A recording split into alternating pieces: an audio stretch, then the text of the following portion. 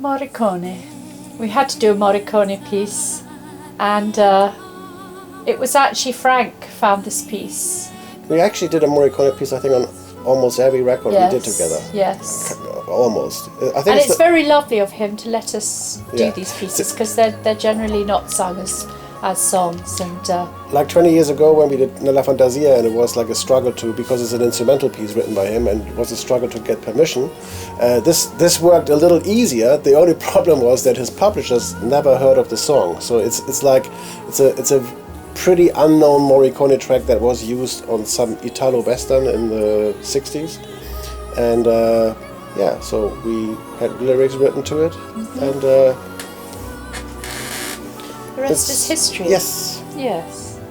Has a slight fairground feel about it, doesn't it? Actually? Yeah, it's beautiful. Yes. It's so beautiful. And one of my favorite instrument of all the instruments is the Hungarian cembalo, and we used one in János. Yes, and we used one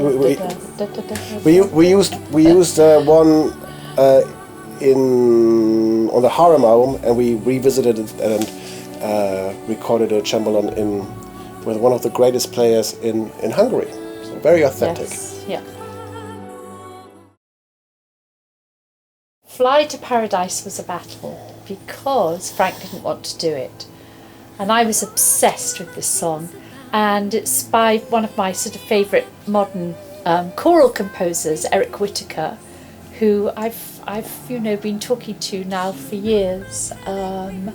And it was actually, I think he wrote it originally for a musical many years back. It wasn't a musical. And then a producer took it over and did a dubstep. Yes. A dubstep version. Which I really enjoyed, but I didn't. Frank didn't. And I said, no, think beyond that, because obviously that kind of era of that type of thing has sort of moved on now. And I said, it's just a beautiful piece of music. So Frank started very begrudgingly, and in the end he was going, this is one of the best things we've got on the album.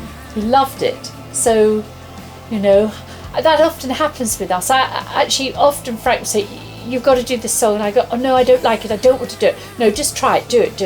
And it's the same the other way around, and this was an example of him not wanting to go ahead and actually really loving what he had in the end. So that's like, and Eric, of course, because he writes for all these choirs. He's the kind of maestro at the moment with all the young choir singers, and he's amazing. And he's basically the messiah to chorals. Yes. And since we have choirs on the record, it's one of the threads of the album.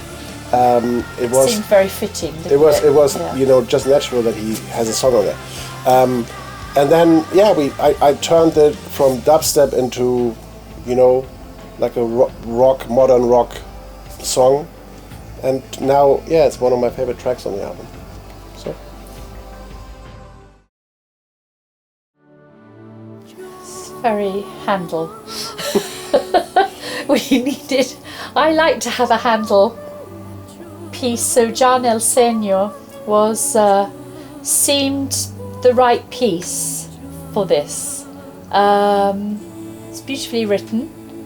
It's actually, it's taken from Lucrezia, isn't it? And it's a short part in an aria. It's a very short part, and a couple from England reworked it and turned it into a classical piece, really. Yes. Took a little fragment and turned it into a song. And they did it beautifully because it's still very Handel-esque. Yes. It keeps the feeling of that, and you would think that it was fully written by him, actually. Yes. And while their version is rather sparse and minimalistic, we kind of did it more like more like an opera piece, like a bigger, like a symphony piece.